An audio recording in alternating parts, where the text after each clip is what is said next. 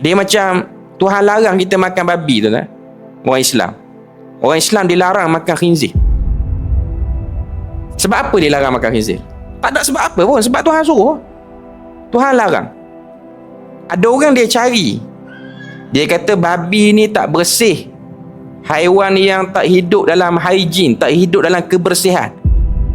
Dia punya daging dia pun ada bakteria, dia punya daging dia pun tinggi cacing pita. Kalau kita makan tu, kita boleh kena parah, cacing masuk dalam tubuh badan kita. Cacing yang menyebabkan tubuh badan kita pun akan terkesan lah. Tapi tuan-tuan nak tahu tak, di Malaysia kita ni saya sebut umum sebab saya baca ada satu artikel perkongsian daripada orang yang terlibat dalam bidang ni. Di Malaysia kita ni antara negara yang boleh menghasilkan babi yang paling hygiene di dunia. Malaysia.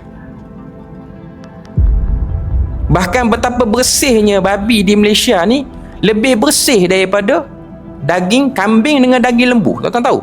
Ni baru 3-4 tahun ni ada universiti di Malaysia ni dia buat. Dia wujudkan satu kandang yang sangat hygiene. Babi tu sangat bersih. Jauh lebih bersih daripada haiwan ternakan yang halal dimakan oleh orang Islam.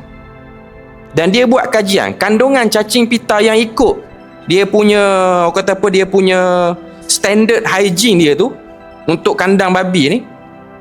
Bila mana dia sembelih, dia produce untuk, of course bukan untuk orang Islam lah, untuk orang yang nak makan lah.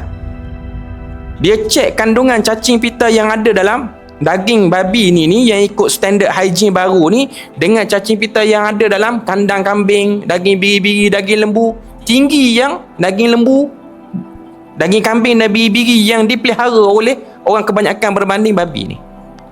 Okey, sekarang ni babi dah bersih. Boleh makan tak tuan-tuan? Tak boleh makan tak? Dia bukan cerita bersih ke apa. Dia cerita Tuhan tak bagi. Dia bukan cerita bersih. Andai kata babi tu sangat bersih, memang betul-betul bersih, cerita dia Tuhan tak bagi makan.